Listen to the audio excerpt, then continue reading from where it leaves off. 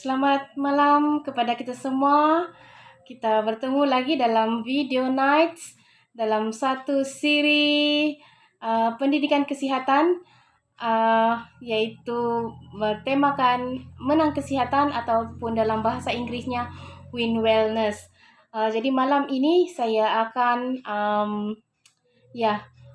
berkongsi dengan kita semua melalui siaran YouTube dan akan disiarkan dalam Facebook juga, dengan tajuk hidup seimbang ataupun hidup adalah suatu tindakan yang seimbang. Topik ini merupakan siri yang pertama dalam buku ini, yaitu Win Wellness, menang kesihatan. Dalam buku yang pertama, Rumah Pengharapan dan Kesehatan.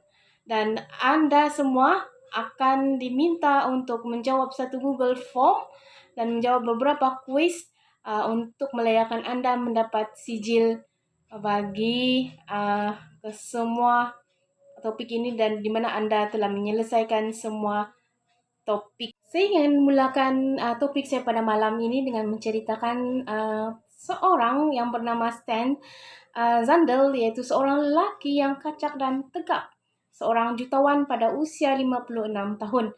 Dari segi pandangan luarannya, dia tidak ada apa-apa yang dirisaukan, tetapi malang sekali dia menghadapi suatu tekanan profesional dan bisnes sebagai timbalan presiden daripada salah satu bank terbesar di dunia.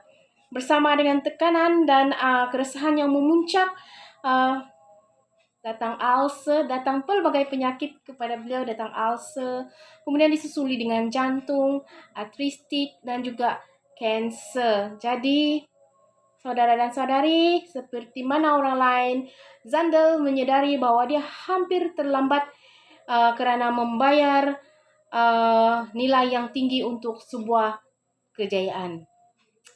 Doktornya bakal meramalkan bahwa Zandel akan lumpuh daripada penyakit artritis tulang belakang, dan kemudian pakar kanser pula memberitahu dia bahwa sel malignan bertambah banyak dalam saluran darahnya dan kemungkinan akan menyerang organ penting dan menghasilkan suatu tumor yang berbahaya dalam masa 2 tahun lagi.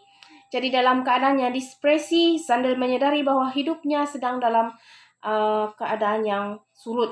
Jadi, apakah yang kamu fikir adalah paling mustahak dalam fikiran Zandel ini? Dalam fikirannya ialah dia merindui suatu peluang yang hilang dalam hubungannya yang penuh riang bersama dengan keluarganya. Kita dapat memiliki kesemuanya, tapi tanpa kesehatan, kita kehilangan kemampuan untuk menikmati yang terbaik dan terpenting di dalam kehidupan kita. Cerita Zandel tadi bukan berakhir di sini saja. Dia menetapkan matlamatnya kepada memulihkan kesehatannya cukup untuk dia mendaki gunung. Dan dia berkata dia pasti dia dapat menakluk gunung, dia akan dapat menakluknya dengan sendiri. Sebagai tambahan kepada kemoterapi, untuk terapi pembetulannya, Stan memutuskan untuk mengubah gaya hidupnya, untuk memasukkan masa bersama keluarganya, latihan jasmani, berfikiran positif, nutrisi yang seimbang, ketenangan emosi, kesehatan mental, dan harapan kepada Tuhan. Lambat laun dengan banyak masalah, Zandel mulai mengubah cara hidupnya. Kesehatan dan kekuatannya beransur semasa pengalaman pendakiannya yang menyembuhkan. Dia melaporkan, dia memberitahukan bahwa sangat menakjubkan Gunung Ganang memulakan dia bertumbuh kembali. Dia memulakan pendakian dia di Gunung Matterhorn di Switzerland. Melalui ujian ketahanan ini, dia berjaya dan dia mengulanginya pada tahun-tahun yang berikutnya. Dalam filem dokumentarinya, dia dia mengongsikan pemulihannya yang sangat menakjubkan. Ini kata-kata daripada Zandel, keluarga dia dan kenalan dia dalam masa yang pendek meremehati bahwa di sini dia kata di sini meremehati bahwa kepala angin dia telah lenyap dan dendam dia sudah jatuh ke tanah. Dengan gaya perubahan dalam hidup dia, Zandel hidup melebihi had yang diramalkan oleh dokternya, dan dia mengalami kualiti hidup yang dia tidak pernah fikir adalah mungkin. Jadi Stan Zandel kembali kepada asal. Saudara dan saudari, Dr. Edward M. Hurwell menulis sebuah buku judul yang amat menarik, yaitu Crazy Busy, Overstretched, Overbooked, dan About to Snap. And About to Snap in English ya. Di sini dalam buku ini dinyatakan bahwa tanggung jawab hari demi hari akan menyebabkan kamu penuh stres, kamu resah, dan kamu tidak akan mencapai segala perkara dalam hidup yang kamu mahu. Ramai di antara kita bergelut mengimbangi kerjaya, keluarga, dan tanggung jawab sosial. Kadang-kadang faktor-faktor yang membawa ganjaran terbesar seperti kesehatan fisikal, rohani, dan kehidupan diangkat keluar daripada kita. Jadi tanpa menghirau rentak yang ada ataupun yang sangat menekan yang wujud di keliling Anda, sebenarnya Anda boleh memilih untuk hidup seimbang. Langkah untuk bagaimanakah Anda menyeimbangkan tuntutan yang bervariasi daripada hidupmu, kesehatan, dan keluarga? Hidup ini adalah suatu tindakan yang seimbang, dan itu tidaklah terlalu mudah. Saya ingin melanjutkan satu lagi cerita berkenaan tentang seorang orang yang pertama menyeberangi jurang besar Niagara Falls pada tali tambang, atau kita kenali dia sebagai Great Baldwin, Jean Francis Galvlet. Lelaki yang menakjubkan ini seolah-olah memiliki imbangan yang sempurna.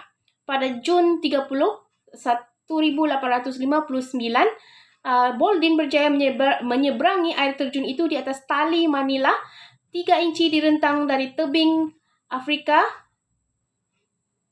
kepada tebing Kanada berjarak 1,100 kaki.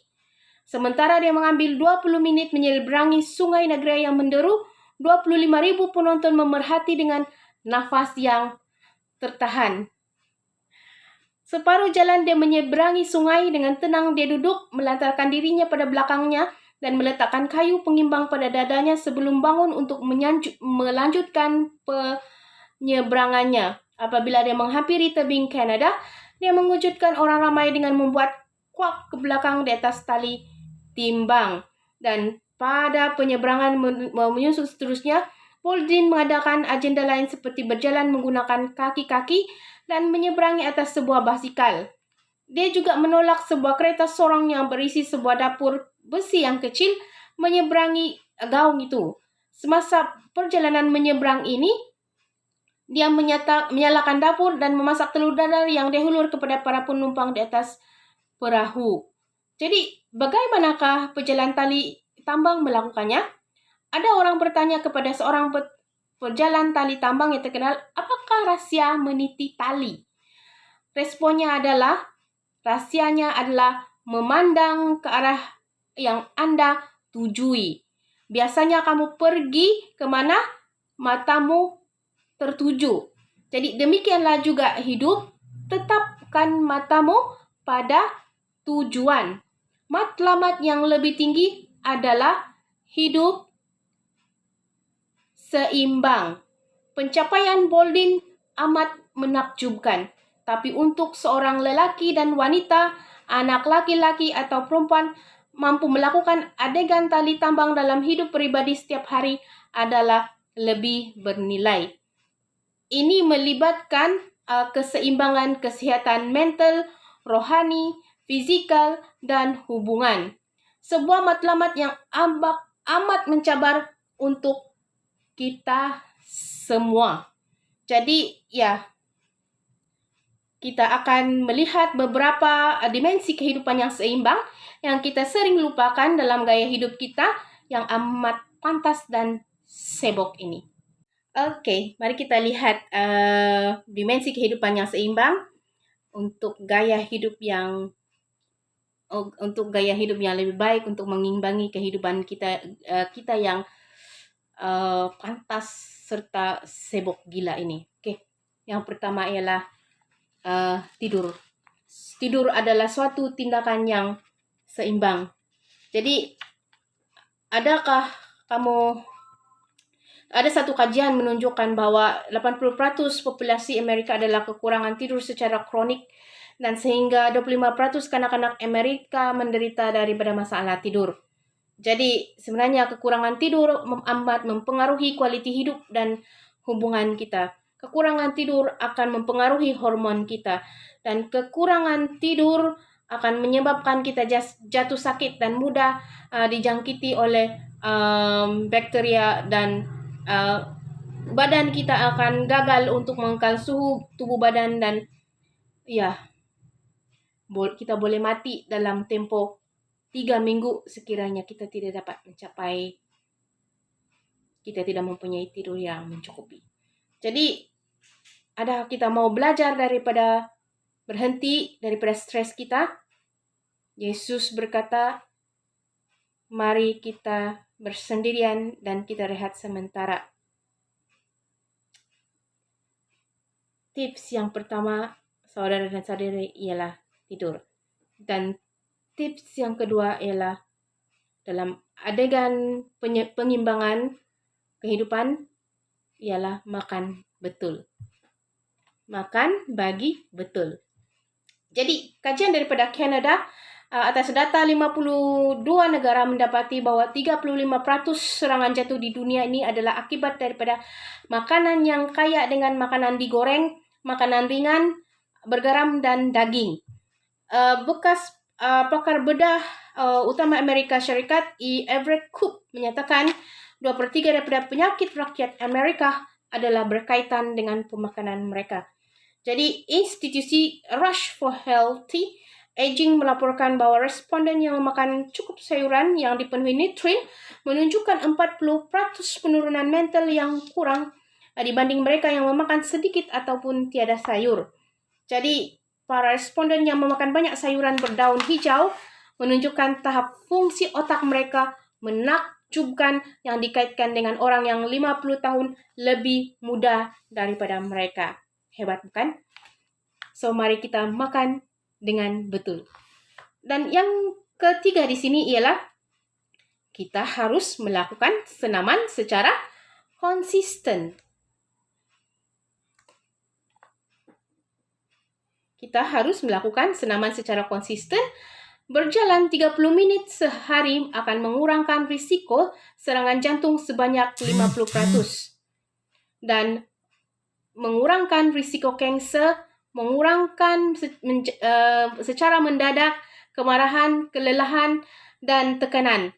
Senaman dalam dimensi fizikal, mental, dan rohani akan menyatakan perbezaan di antara melakukan suatu perkara yang besar dengan benar-benar melakukan suatu perkataan yang benar.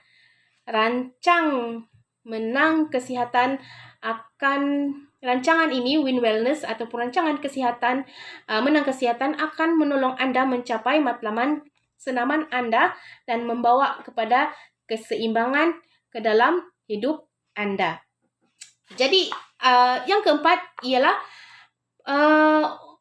minum air. Minum air yang cukup. Adakah Anda tahu bahwa minum air tulen memperbaiki pemikiran Anda? Otak manusia yang terdiri daripada 70% air mulai menguncup seperti plum akan bertukar seperti prum apabila kekurangan air. Lambat laun akan kehilangan fungsinya.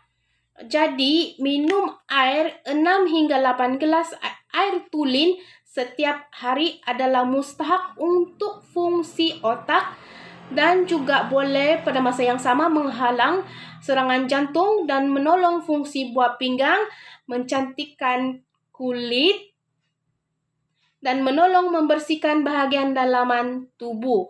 Jadi meminum air suam atau panas amat menolong pada permulaan hari. Pagi-pagi lepas bangun, minum air suam dan ia akan memberi kita satu dia akan membantu pencernaan kita apabila kita mengamalkan minum air suam ataupun sedikit panas pada awal pagi selepas bangun. Oke. Itu adalah dimensi untuk bahagian tubuh. Dan kita selanjutnya nanti kita akan masuk di dalam pengimbangan minda dan roh. Oke, kita teruskan. Hidup adalah tindakan pengimbangan untuk berpikir dengan betul. Mental yang tajam adalah kunci kepada membuat pilihan yang berjaya.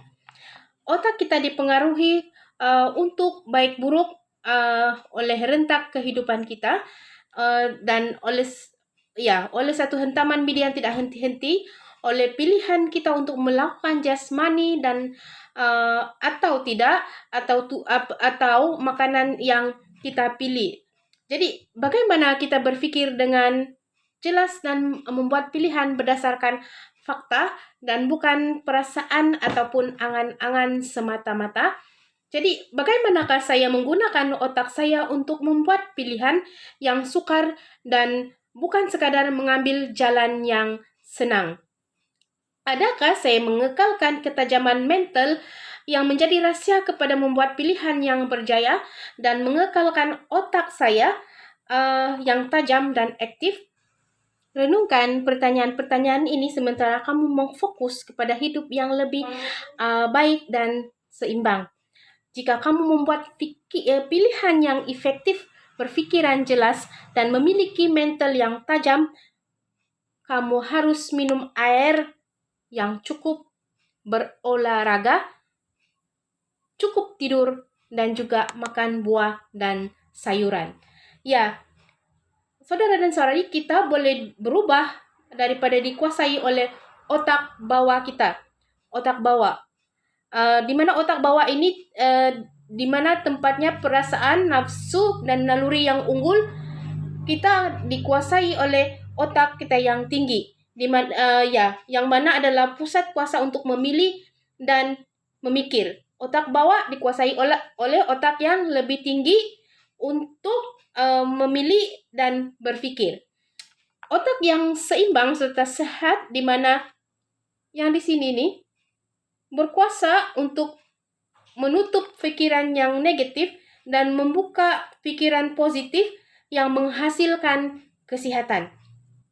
Kita memiliki kemampuan untuk memilih dan untuk memilih kesehatan, keluarga, gaya hidup, dan juga pilihan rohani kita. Bonggol di depan otak Anda dapat menolong kamu menjadi pembuat pilihan yang bijak dan pemecah tabiat yang buruk. Ya, adakah kamu tahu bahwa penyakit datang daripada pemikiran yang negatif atau serong, dan orang yang berpikiran positif itu boleh memiliki tubuh yang sehat. Jadi, mereka yang menyertai dalam strategi kesehatan mendapati bahwa pertolongan Tuhan akan membuat mereka menyadari ataupun membuat suatu transformasi dalam kehidupan, dalam hidup dan pemikiran mereka, dan ini akan dapat menolong mereka hidup dengan seimbang setiap hari. Oleh itu, mari kita membuat pilihan menuju kepada pemikiran yang betul. Yang seterusnya ialah hidup adalah satu adegan untuk hidup di dalam hidupmu bersama dengan pengharapan. Harapan adalah suatu realiti mimpi yang akan datang. Bersama harapan, kamu boleh bangun pada hari yang penuh dengan optimistik dan kamu akan menjadikan mimpimu itu menjadi suatu kenyataan. Orang yang memiliki harapan ini akan hidup lebih panjang dan lebih sehat. Sementara kita bercakap dengan Tuhan, kita boleh menerima suatu berkat yang istimewa. Apabila kita memberitahu Tuhan mengenai harapan dan impian kita, kita boleh percaya dan yakin bahwa Tuhan pasti akan melakukan yang terbaik untuk diri kita. Jadi itu akan memberikan suatu keriangan yang terbesar kepada Tuhan kita. Saudara dan saudari, kita hidup dalam zaman yang tidak menentu. Kita hidup dalam ekonomi dunia yang sedang menjunam dan orang kehilangan pekerjaan, rumah, dan suatu perasaan yang tidak selamat, terutamanya di era pandemik COVID-19 ini. Kita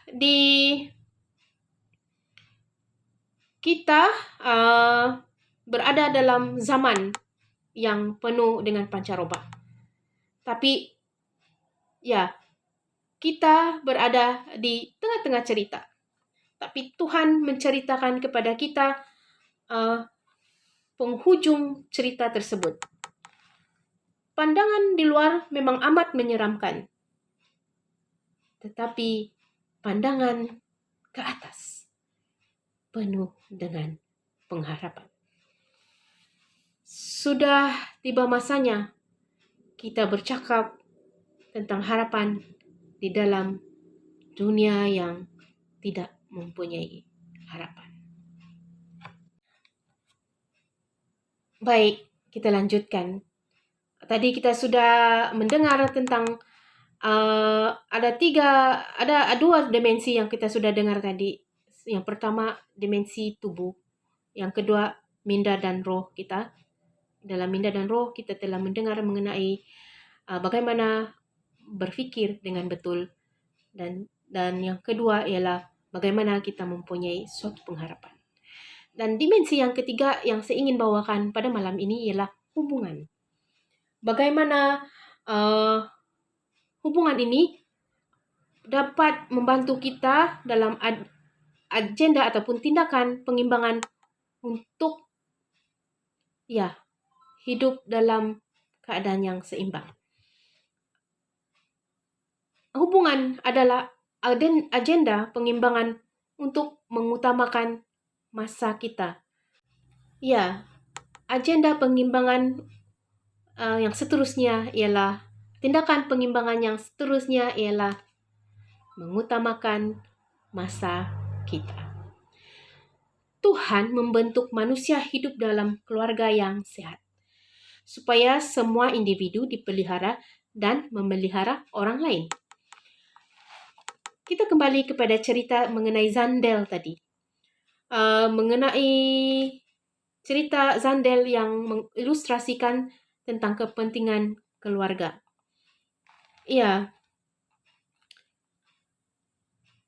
Kajian mendedahkan bahwa faktor-faktor ini jika difahami dan diamalkan, yang mempunyai suatu impak yang positif ke atas kesehatan fisikal kita. Dan salah satunya ialah mengutamakan masa kita. Saya ingin membawakan lagi satu cerita dalam sebuah dokumentari PBS di Amerika Syarikat mengenai seorang yang bernama Hendrik Smith yang bercakap tentang masalah dalam ekonomi baru, di mana memiliki kerjaya tetapi tidak sehaluan dengan mendirikan keluarga ataupun memiliki hidup. Satu daripada masalah di negara barat ialah masa bersama untuk keluarga, untuk pasangan yang bekerja menguncup sebanyak 22 jam setiap minggu semenjak tahun 1970. Jadi, bagaimanakah kita menggunakan 86.400 saat setiap hari untuk membawa keimbangan dalam kehidupan dalam keluarga kita dan juga meningkatkan hubungan.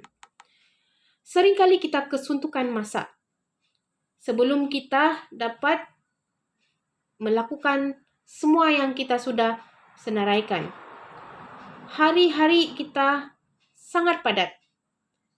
Dan ya, jika kita tambahkan satu perkara yang lain lagi, apakah kita rela melepaskan apa yang kita sudah senaraikan tersebut? Jadi, dia ada satu cerita lagi. Tadi cerita tentang Hedrick Smith. Dan sekarang cerita mengenai seorang wanita, Victoria. Dia berada dalam pertemuan sosial dan dia memegang suatu cawan yang panas. Dan dia dalam proses untuk menggoncang cawan tersebut. Dan kemudian dia terlihat anak buah laki-lakinya yang berusia 5 tahun berlari menuju ke arahnya. Jadi, dengan cepat Victoria meletakkan cawan itu di atas kaunter dan mengeraskan tubuhnya. Anak itu dengan terus menerpa pada kakinya dan memeluk Victoria dengan kuat. Sebenarnya anak itu hanya mahu menunjukkan sayang dan pelukan kepada makciknya. Tetapi ketika itu tangan Victoria penuh. Dia sedang memegang secawan teh panas. Jadi, saudara dan saudari, apakah pilihan Victoria di sini? Victoria hanya perlu meletakkan cawan tadi, berhenti dengan apa yang dia lakukan tadi, dan dia harus membalas pelukan anak buahnya tadi. Jadi, inilah yang kita harus lakukan. Kita harus melepaskan beberapa perkara yang kita dapat. Kita harus melepaskan agar kita dapat melakukan satu perkara lain yang lebih penting. Jadi, saya teruskan saudara dan saudari dengan satu lagi kajian. Di mana satu kajian itu mendapati bahwa orang biasa berusia di antara 12 hingga 24 tahun di Amerika Syarikat menghabiskan 9 hingga 17 menit setiap hari bersama dengan media elektronik, internet, television, permainan video, radio, dan of course, telepon bimbit. Jadi, lebih daripada separuh masa para belia dan dewasa muda dihabiskan dengan media elektronik. Kepada satu tahap yang besar, manusia puas dengan melihat wira mereka dalam media daripada menjadi wira sendiri.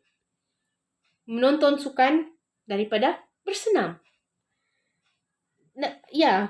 Ada yang pernah berkata, dia lebih suka membuat berita daripada menonton berita.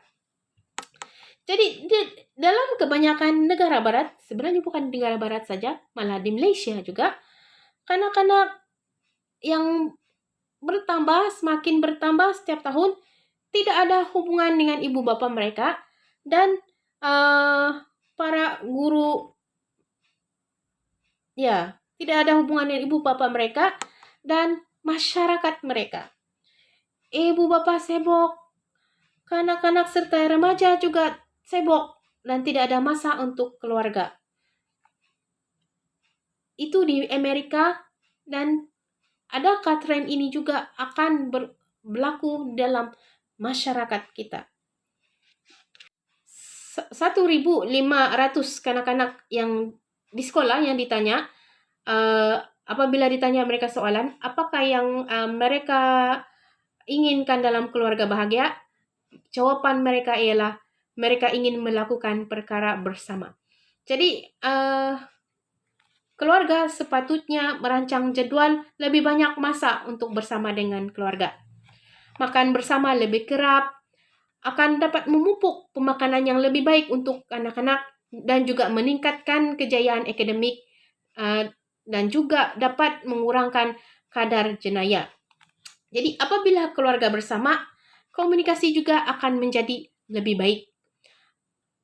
Kita akan ada masa untuk mendengar dan bertanya, bersoalan jawab mengenai aktiviti harian serta keperluan bersama. Jadi ibu bapa sebenarnya sepatutnya menjaga sendiri anaknya, harus menjaga agar tidak culture shock, kejutan budaya, dan mereka mampu mengarungi arus pemodernan, dan ya, masa bersama keluarga sepatutnya menjadi suatu keutamaan. Oke, idea yang lain untuk bersama dengan keluarga. Satu, rancang masa yang tidak dapat dilupakan, dan satu aktiviti yang tidak memenatkan kamu dan tidak membebankan dalam perbelanjaan. Yang kedua, kamu boleh menjadi seorang pendengar yang baik. 3 menit mendengar, ataupun kamu boleh juga bermain bola, baling. Ini ada beberapa perubahan yang kamu boleh lakukan dengan anak. Seperti mana contoh saya tadi, 3 menit mendengar. Kamu boleh main bola baling bersama dengan anak 5 menit. Kamu boleh sama-sama membersihkan halaman rumah ataupun rumah dalam 5 menit. Selepas makan, tadi saya kata membersihkan rumah kan, ini membersihkan meja selepas makan, dan 10 menit untuk kebaktian keluarga. Dan 20 menit lagi kamu boleh petang-petang, kamu boleh jalan-jalan di sekitar taman untuk mengelilingi kawasan kejiranan kamu. Dan ya, kamu juga boleh merancang untuk aktiviti-aktiviti yang menyeronokkan bersama keluarga. Contohnya mungkin boleh piknik di tepi rumah. Bagi yang ada kawasan di tepi rumah itu boleh piknik, boleh camping. Pada musim PKP ini kan kita terhad untuk kemana-mana. Jadi kita mungkin boleh ada idea untuk camping di tepi rumah ataupun buat something yang sangat menyeronokkan untuk bersama dengan keluarga dan anak-anak kita. Jadi ada banyak lagi contoh yang boleh dilakukan dengan aktiviti luar, tapi buat masa ini kita berada dalam keadaan PKP, so tidak banyak contoh yang saya boleh lakukan bersama. Tetapi dalam buku Win Wellness ini ada beberapa cadangan, seperti kamu boleh berkayak di sungai, ya kamu boleh pergi ke restoran yang baru untuk makan, boleh boleh melakukan perkara-perkara yang dapat dilakukan perkara bersama. Boleh membawa anak-anak berkebun, menceritakan tentang istri menanam, membersih rumpai menuai dan sebagainya. Dan juga boleh mengajar anak-anak kita membaiki basikal, ataupun yang anak perempuan boleh, ataupun anak perempuan atau lelaki boleh ajar mereka menjahit.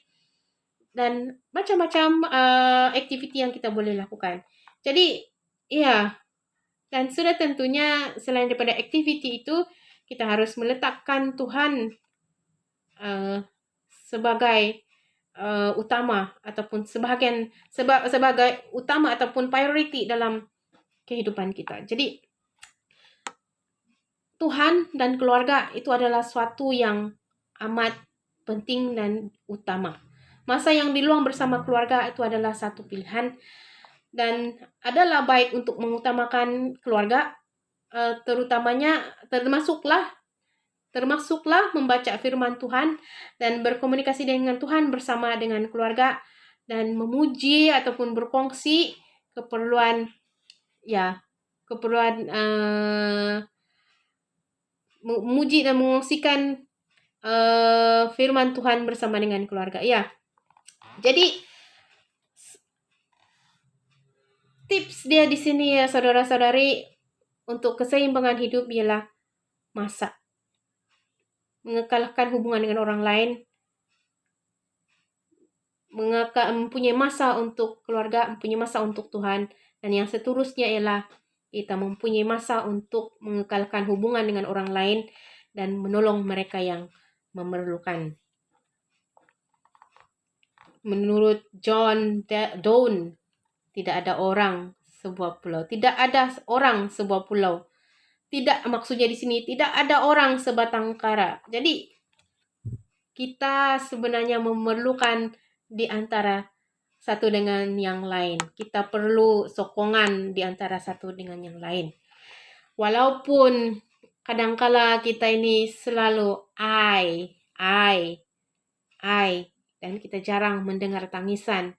Pada musim pandemi COVID ini kita melihat bendera putih ada di mana-mana sahaja, di mana maksudnya bendera putih ini mereka memerlukan bantuan makanan ataupun bantuan daripada kita yang berkelebihan. Mari saya menganjurkan kepada kita semua di sini, saudara dan saudari, kita mengambil waktu untuk memperhatikan keperluan orang lain dan sahabat-sahabat kita. Mother Teresa pernah berkata, penyakit terbesar bukanlah kusta ataupun TB, tapi penyakit terbesar adalah tidak dikasihi, tidak disayangi, dan tidak dipedulikan. Jadi sokongan sosial adalah faktor yang terkuat untuk menentukan kualiti hidup dan umur panjang. Dengan ada hubungan itu adalah suatu keuntungan yang terbesar yang dapat membawa kegirangan kepada si penerima dan kepada si pemberi. Sama ada kita kaya atau miskin, kita dapat membantu orang lain yang memerlukan daripada diri kita sendiri. Dan terakhir sekali, saudara dan saudari, pengimbangan terbesar untuk hidup yang seimbang adalah menyatukan dimensi tadi. Berapa dimensi tadi? Saya ulang sekali lagi. Dimensi tubuh, dimensi minda roh, dan dimensi hubungan. Kita satukan ini di dalam kehidupan seharian kita. Oke, saudara dan saudari. Kita sudah mendengar berkenaan tentang 3 dimensi tadi. Dimensi tubuh, dimensi minda dan roh, dan akhir tadi sekali ialah dimensi hubungan. Hubungan dengan keluarga, hubungan dengan orang lain juga. Ya, jadi tindakan terbesar yang kita perlu lakukan ialah menyatukan dimensi ini. Dimensi tubuh, dimensi minda roh, dan dimensi hubungan dalam kehidupan seharian kita untuk tindakan suatu penyeimbangan ya. Jadi ada satu cerita di sini berkenaan tentang bagaimana seorang pengajar melambung dan dia mendengar keluhan daripada anak muridnya. Dia kata, terlalu banyak sangat bola yang dia perlu dilambungkan di udara. Jadi Ana Murio berkata kepada berkata kepada pelajar tersebut, dia kata sebenarnya Anda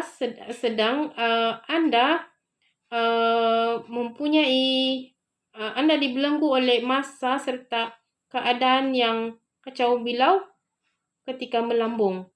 Dan kedua-dua ini berlaku di tempat kerja ataupun di rumah. Jadi semua pelajar di situ harus belajar bagaimana untuk melakukannya dengan lebih baik.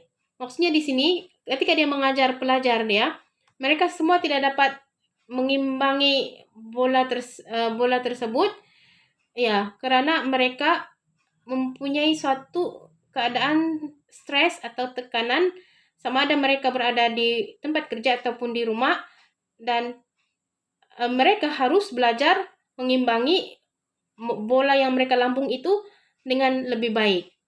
dan mereka harus pilih bola yang tidak harus di lambung. Jadi ada satu pelajar di situ yaitu Paul, dan dia gemar untuk mengongsikan kemampuan dia untuk melambung kepada sahabat-sahabatnya. Dan mereka sangat terkejut karena Paul mampu menggerakkan 5 biji bola pada masa yang sama. Kamu pernah lihat gitu yang pertunjukan di apa itu? Di selalunya dalam apa nih pertunjukan dalam sarkas ya, kalau tak silap saya. Ada satu bola yang dilambung begini. Begitu tuh kan. Jadi ya, dia kata ya kalau kamu tidak dapat melambung seperti mana dia, mungkin itu bukan talentamu katanya. Jadi ya, sebenarnya kan saudara dan saudari, Paul mengambil masa yang berbulan-bulan untuk belajar bagaimana untuk mencapai kemampuan untuk melambung. Jadi sebenarnya Paul mengambil masa untuk melambung keutamaan masa pribadinya bersama pertolongan Tuhan dan juga tunjuk ajar orang lain. Dia menemui rahasia dalam kehidupan dia untuk mengimbangi kerja ya, keluarga, menjaga diri, dan dia sekarang mempunyai hidup yang lebih memuaskan dan menjadi lebih sehat. Saudara dan saudari, tindakan pengimbangan yang terbesar adalah menggabung semua faktor kesehatan ini di dalam kehidupan harian kita yang nyata. Jadi mungkin kita sering cenderung berpikir begini, kita akan menjadi lebih sehat jika kita mengambil satu langkah untuk menuju gaya hidup yang lebih baik.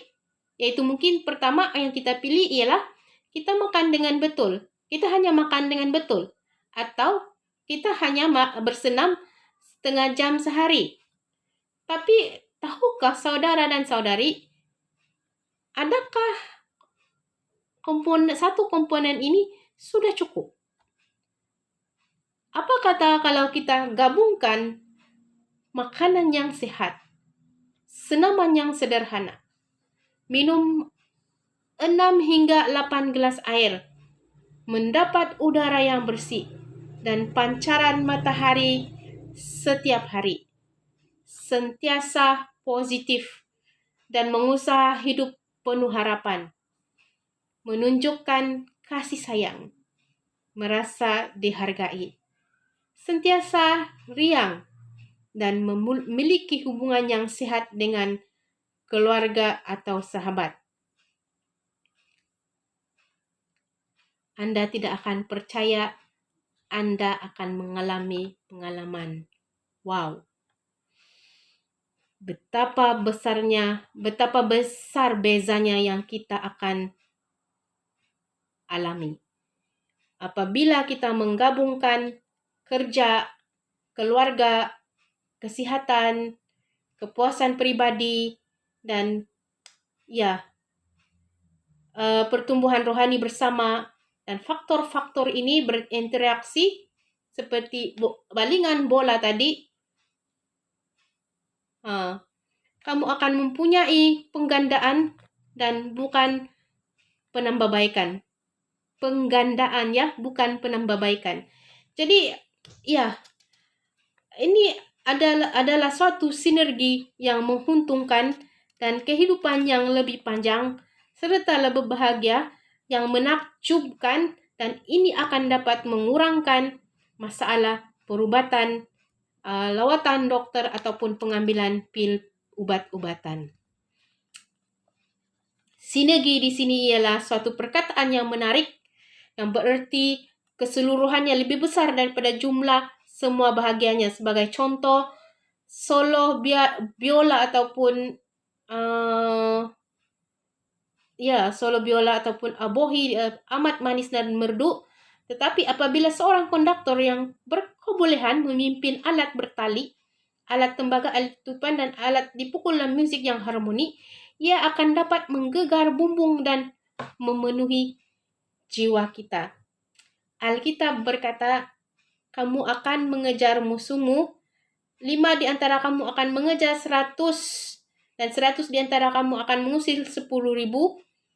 Perhatikan prinsip sinergi ini, sinergi yang bekerja ini, suatu dimensi hidup yang berinteraksi secara harmoni dengan dimensi yang lain, dan hasilnya adalah suatu yang lebih sehat, lebih bahagia, dan lebih suci. Jadi saya waktu sebelum PKP masih boleh bersenam di Tasikmalaya, dan di Tasikmalaya ada satu tulisan di situ, perjalanan ini bermula dengan satu langkah. Jadi saudara dan saudari, saya ingin membawa kita semua di sini membawa satu pemikiran baru. Mari kita mulakan sekarang. Kita pilih perkara yang paling senang yang kita boleh buat dan kita mulakan. Ada beberapa tips dalam topik tindakan keseimbangan hidup ini, dan ya, ada beberapa refleksi yang saya ingin kita bawa bersama, di mana saya ingin membawa saudara dan saudari dan saya sendiri. Ada beberapa penyataan di sini. Yang pertama, saya akan tingkatkan rancangan saya untuk hidup, untuk melibatkan saudara dan saudari jawab sendiri, mungkin keluarga, orang lain, atau sebagainya. Dan yang kedua, saya akan jadwalkan masa untuk menjaga diri, mengamal hidup sehat, dan menikmati keluarga. Yang ketiga, saya akan mencari pasangan yang dedikasi untuk berusaha menuju hidup yang seimbang dan akan menolong saya untuk bertanggung jawab kepada tujuan gaya hidup saya. Yang keempat, saya tahu Tuhan mempunyai mimpi untuk saya dan saya mau Dia menjelaskan sejelas-jelasnya supaya saya boleh menjadi berkat kepada orang lain. Dan yang terakhir sekali, saya mau berhubung lebih rapat kepada ahli keluarga dan memiliki hubungan kasih dengan antara yang satu sama lain. Mari kita pikir-pikirkan idea ini. Dan ya, mari kita tutup dalam doa. Tuhan, terima kasih bahwa saya hidup dan saya dapat mengusahakan potensi yang tidak terbatas. Tolong saya untuk berusaha menuju yang terbaik daripada-Mu dan menjadi yang segala yang Kamu kehendaki dari saya. Amin.